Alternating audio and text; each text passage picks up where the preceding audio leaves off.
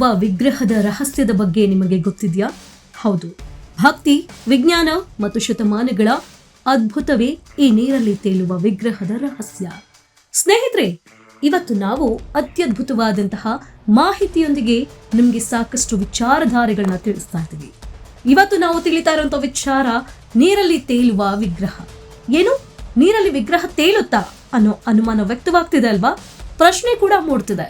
ಇದೆಲ್ಲದಕ್ಕೂ ಈ ದಿನ ನಾವು ಉತ್ತರವನ್ನ ಕೊಡ್ತಾ ಇದ್ದೀವಿ. ಅದಕ್ಕೂ ಮುಂಚೆ ನಮ್ಮ ಚಾನೆಲ್ ಅನ್ನ ಸಬ್ಸ್ಕ್ರೈಬ್ ಮಾಡಿಕೊಳ್ಳಿ. ಇದೇ ರೀತಿಯಾದಂತಹ ಹೊಸ ವಿಜ್ಞಾನದ ವಿಷಯಕ್ಕಾಗಿ ಜನರಲ್ ನಾಲೆಜ್ಗೋಸ್ಕರ ಪಕ್ಕದಲ್ಲಿರ್ತಕ್ಕಂತಹ ಬೆಲ್ ಐಕಾನ್ ಅನ್ನ ಕ್ಲಿಕ್ ಮಾಡಿ.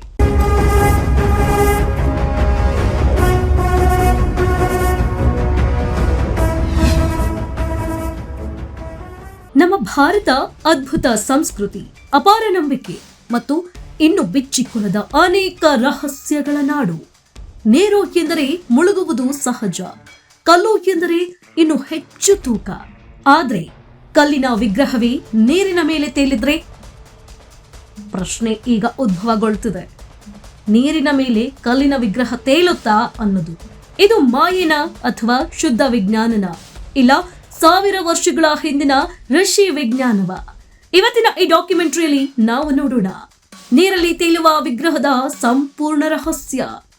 ನೀರಿನಲ್ಲಿ ತೇಲುತ್ತಿರುವ ವಿಗ್ರಹದ ದೃಶ್ಯವನ್ನ ಈಗ ನೀವು ನೋಡ್ತಿರಬಹುದು. ಇದು ಸಾಮಾನ್ಯವಲ್ಲ, ಪೂರ್ಣ ಕಲ್ಲಿನಿಂದ ನಿರ್ಮಿಸಲಾದ ಭಗವಂತನ ವಿಗ್ರಹ. ಆದರೂ ಅದು ನೀರಿನಲ್ಲಿ ಮುಳುಗಡೆಯಾಗದೆ ಶಾಂತವಾಗಿ ತೇಲ್ತಾ ಇದೆ. ಇದು ನೋಡಿದಾಗ ಯಾರಿಗಾದ್ರೂ ಸರಿ ಒಂದು ಪ್ರಶ್ನೆ ಹುಟ್ಟುತ್ತೆ. ನೀರು ಎಂದರೆ ಎಲ್ಲವೂ ಮುಳುಗಬೇಕು ಅನ್ನೋದು ನಮ್ಮ ಸಾಮಾನ್ಯ ಯೋಚನೆ. ಆದ್ರೆ ಕೆಲವು ದೇವಾಲಯಗಳಲ್ಲಿ ಕಲ್ಲಿನಿಂದ ಮಾಡಿದ ವಿಗ್ರಹಗಳು ನೀರಿನ ಮೇಲೆ ತೇಲುತ್ತವೆ ಅಂದ್ರೆ ನಂಬ್ತೀರಾ? ನಂಬಲೇಬೇಕು. ಇದು ಮಾಯೆಯಲ್ಲ, ಅದಕ್ಕೆ ವೈಜ್ಞಾನಿಕ ಕಾರಣವೂ ಇದೆ. ಈ ವಿಗ್ರಹಗಳನ್ನ ಸಾಮಾನ್ಯ ಕಲ್ಲಿನಿಂದ ನಿರ್ಮಿಸಿಲ್ಲ. ಇವುಗಳನ್ನ ಲಘು ತೂಕದ ಕಲ್ಲುಗಳು ಅಥವಾ ಒಳಭಾಗದಲ್ಲಿ ಖಾಲಿ ಜಾಗ ಇರುವ ರೀತಿಯಲ್ಲಿ ನಿರ್ಮಿಸಲಾಗುತ್ತದೆ. ಇದರಿಂದ ವಿಗ್ರಹದ ಒಟ್ಟು ತೂಕ ಕಡಿಮೆಯಾಗಿರುತ್ತೆ.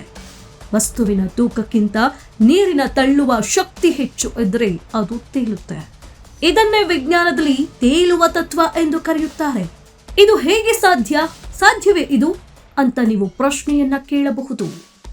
ನಮ್ಮ ಪುರಾಣಗಳಲ್ಲಿ ದೇವರುಗಳು ಪಂಚಭೂತಗಳ ಅಧಿಪತಿಗಳು ಎಂದು ಹೇಳಲಾಗುತ್ತೆ. ಭೂಮಿ, ಜಲ, ಅಗ್ನಿ, ವಾಯು, ಆಕಾಶ. ಹೀಗಾಗಿ ಭಗವಂತನ ವಿಗ್ರಹವು ನೀರಿನ ಮೇಲೆ ತೇಲುವುದು ಭಕ್ತರಿಗೆ ಒಂದು ದೈವಿಕ ಸಂಕೇತ. ಭಕ್ತರು ನಂಬುವಂತೆ ಇದು ದೇವರ ಲೀಲೆಯೇ. ಆದರೆ ವಿಜ್ಞಾನ ಏನು ಹೇಳುತ್ತೆ ಗೊತ್ತಾ?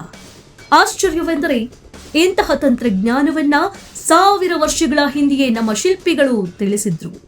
ವಿಗ್ರಹದ ಆಕಾರ, ಸಮತೋಲನ ಮತ್ತು ತೂಕವನ್ನ ಲೆಕ್ಕ ಹಾಕಿ ಅಚ್ಚುಕಟ್ಟಾಗಿ ನಿರ್ಮಿಸಿದ್ರು. ಅದರಿಂದ ಇದು ಕೇವಲ ಭಕ್ತಿಯಲ್ಲ, ನಮ್ಮ ಪೂರ್ವಜರ ವಿಜ್ಞಾನ ಜ್ಞಾನಕ್ಕೂ ಒಂದು ದೊಡ್ಡ ಸಾಕ್ಷಿಯಾಗಿದೆ.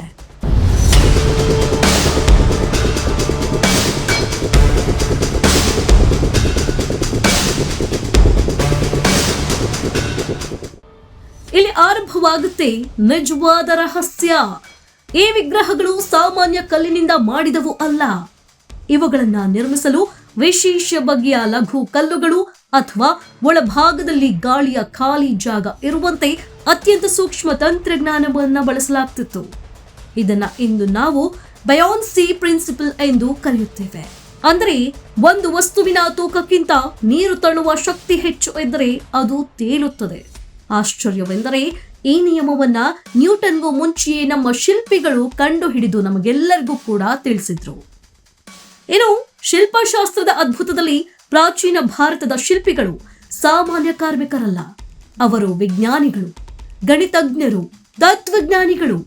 ವಿಗ್ರಹದ ತೂಕ, ಆಕಾರ, ಸಮತೋಲನ ಎಲ್ಲವನ್ನ ಲೆಕ್ಕ ಹಾಕಿ ಅತ್ಯಂತ ನಿಖರವಾಗಿ ನಿರ್ಮಿಸ್ತಾ ಇದ್ರು. ಒಂದು ಚಿಕ್ಕ ತಪ್ಪು ಮಾಡಿದ್ರೂ ವಿಗ್ರಹ ಮುಳುಗ್ತಿತ್ತು. ಆದ್ರೆ ಇದು ಶತಮಾನಗಳಿಂದ ಇನ್ನು ತೇಲುತ್ತಲೇ ಇದೆ. ಇದು ಆಶ್ಚರ್ಯವೇ ಸರಿ. ಇದಕ್ಕಿಂತ ದೊಡ್ಡ ಸಾಕ್ಷಿ ಬೇಕಾ?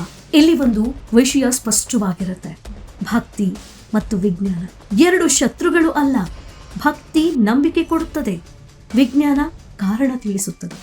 ನಮ್ಮ ಪೂರ್ವಜರು ಇವೆರಡರನ್ನ ಸೇರಿಸಿ ಅದ್ಭುತವನ್ನ ನಿರ್ಮಿಸಿದ್ದಾರೆ. ಅವರಿಗೆ ಸದಾ ನಾವು ಋಣಿಯಾಗಿರಲೇಬೇಕು.